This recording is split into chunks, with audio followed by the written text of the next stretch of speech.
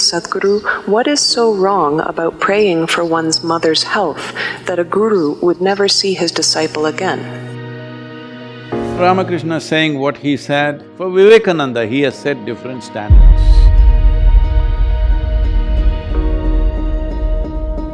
If Vivekananda had prayed for what he thought he wanted,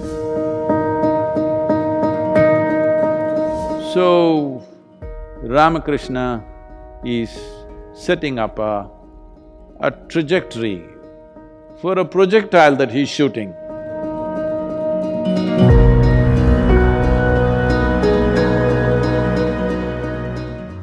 Namaskaram, Sadhguru.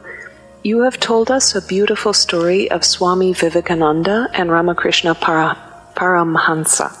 Swami Vivekananda's mother was seriously ill, and Ramakrishna told him that had Vivekananda prayed to Kali for his mother's health, Ramakrishna would never see him again. Sadhguru, what is so wrong about praying for one's mother's health that a guru would never see his disciple again? Now you're exposing how horrible the gurus are.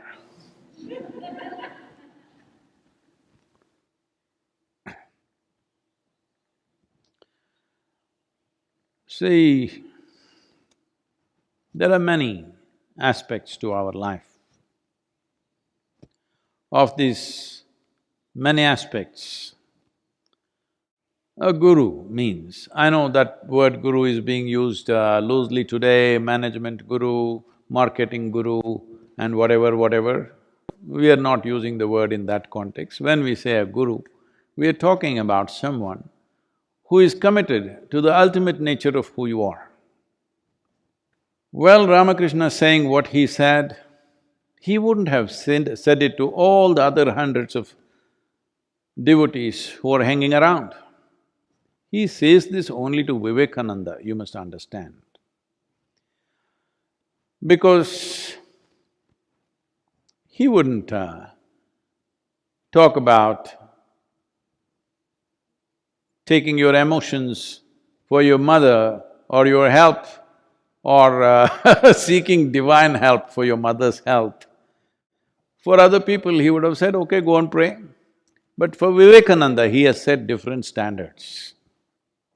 Because he is expecting this man to do something much more than what others will do.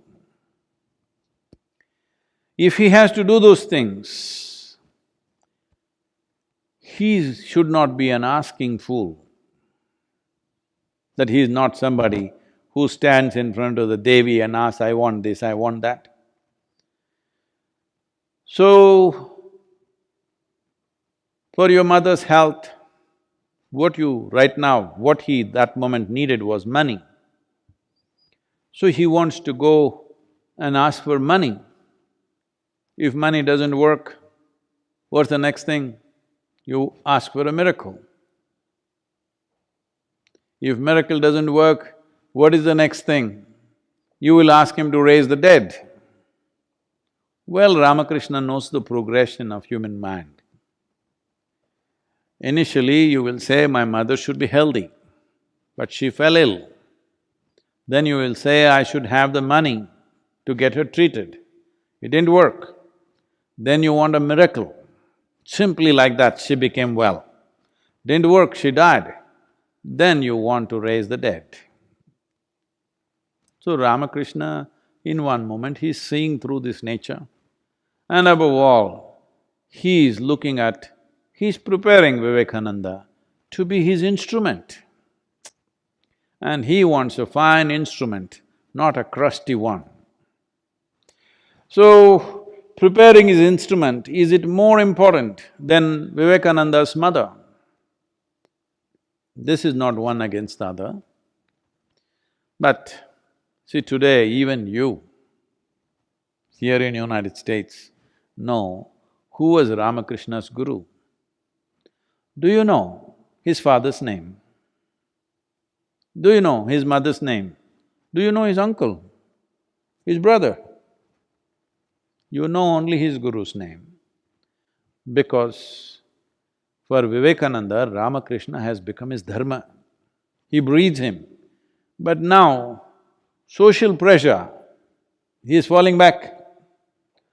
Should the guru allow him to fall him back or push him forward? This is the question you're asking. Well, if I was Vivekananda, I want to be pushed forward, not fall back upon my emotions. And anyway, if money could save her life, I'm sure Ramakrishna would have provided something. But you're seeking divine help? No, this is something all of you must understand. This has happened a few times around me also, that you initiate somebody into a powerful process, next thing is, they want to help their mother or their uncle or their close cousin, little. They want to make him pass examination because the fool has not studied properly. Or they want him to get a lottery. Or they want him to get miraculously sit up in the bed where he is dying. The moment they do that, they will shatter everything within themselves. I'm saying, this is a conjecture, if Vivekananda had prayed for what he thought he wanted, he would have become a psychological wreck. Absolutely. So it's Guru's business to see that that doesn't happen. But 21st century, very hard to make them listen. Vivekananda, 20th century, 19th. 19th century only there was so much trouble. You can imagine my troubles. People will go, sit in front of Devi and ask all kinds of things. Because they were doing it with Dhyanalinga, I put her up and say, okay, so you have another counter to ask all these things. Because wherever there is a phenomenal sense of energy which is propelling you forward, at a certain space, then when you're moving at that speed, because you're concerned about the tree, you held the tree, your arm will go. You will lose something, it will shatter you, it will break you. So Ramakrishna is wanting him to be a rocket, and the rocket wants to do this. No, rocket trajectory is already set. You don't try to do this and that. That will be a disastrous rocket. So in that context, he is saying that if you had done this, it was finished between you and me because you were anyway a broken failure rocket, a failed rocket. Does anybody go and pick it up? You may be thinking it'll go to the moon and you fired it, but it went into the ocean. Does anybody go looking for it? No, it's finished, it's over, it's burnt up. So, in that context, Ramakrishna is saying, today, if you had done that, it was over because it would be not worth seeing you because you would be broken and you're gone. What do I do with a broken instrument? Today you have heard of Ramakrishna Paramahamsa because of Vivekananda. If that instrument was broken on that day, well, Ramakrishna's offering to the world would have gone completely waste.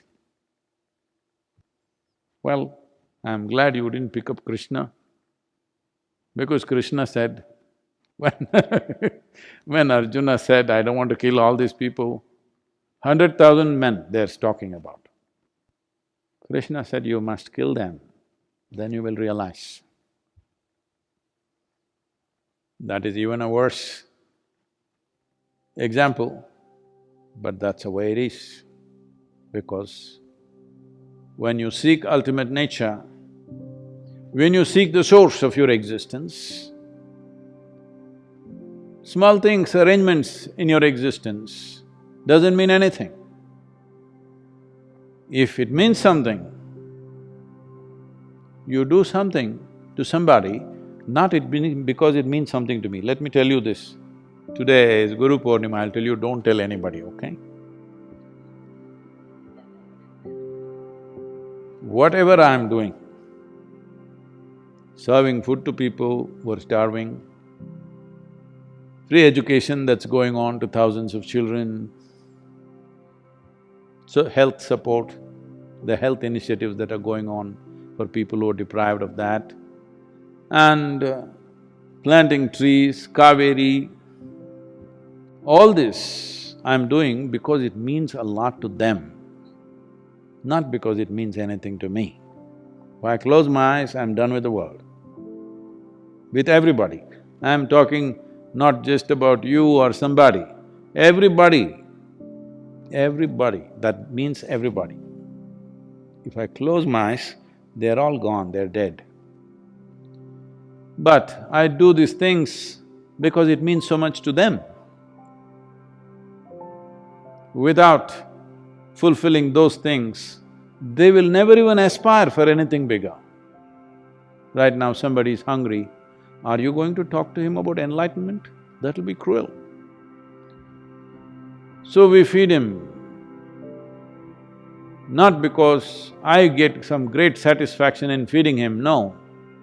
I've always been saying, I have no satisfaction in anything that I do, including spiritual work.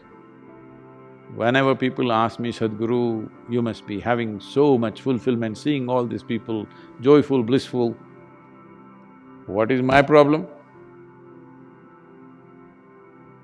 They're joyful, blissful, miserable, what's my problem? I have no problem. Because they have a problem, I reach out. Because I didn't see them anything other than as myself, I reached out, that's all. But if I shut my eyes, I'm done. I'm done with the world. I'm done with everybody and everything. Oh, so much work has happened, people are saying, how will you…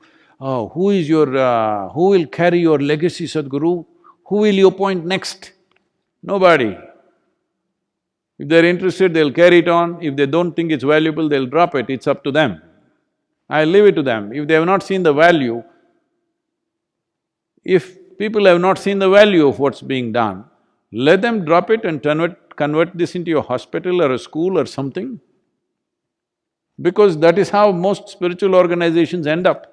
I don't believe Isha Yoga Center will end up that way because many people have seen the value of it.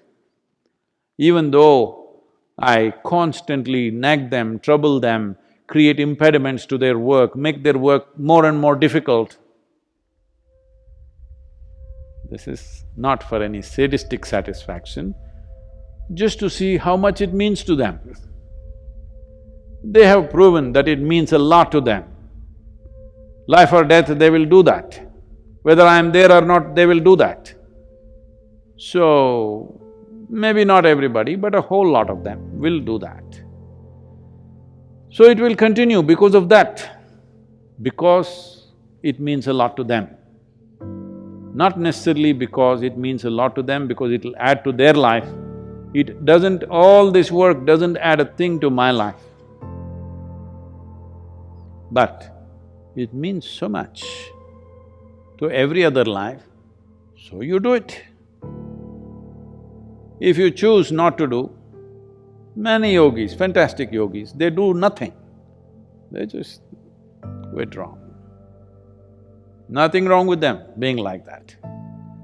So, Ramakrishna is setting up a trajectory for a projectile that he's shooting. Now this projectile is having a mind of its own, emotions of its own. Now this is dangerous. If you are shooting a rocket to the moon or Mars, if it thinks of Hawaii, Hawaii will be destroyed, for sure. So, this is a different dimension, it should never be judged by your understanding, by your emotions, by your values. This is why I said, when you come in touch with a guru, you can either… if you're using him as an inspiration, this will keep happening because somebody will keep dragging you this way, that way. See, many young boys in the yoga center, they all came determined, but then, the girls were pretty. They got married, nothing wrong. But I'm saying, like this, if you keep going and whatever small needs are taken care of, no problem. But if you change trajectory because small thoughts and emotions change, best we don't empower you. So as I said, I'm not yet in the sunset stage, I will become far more colorful as I go, watch it. But right now, heading that way, it's 4 o'clock in the evening right now, in terms of the day for me. So it is summertime, summer is here, sun is setting at almost 8:45, 9 o'clock in the night, so there's still hours left. But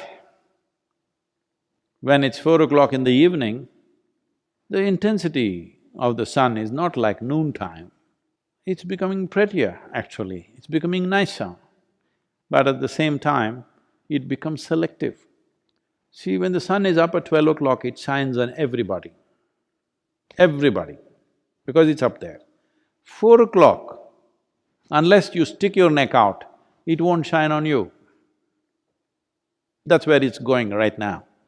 So, you must decide whether I am an inspiration for you or I am a… what? Friend, philosopher, guide for you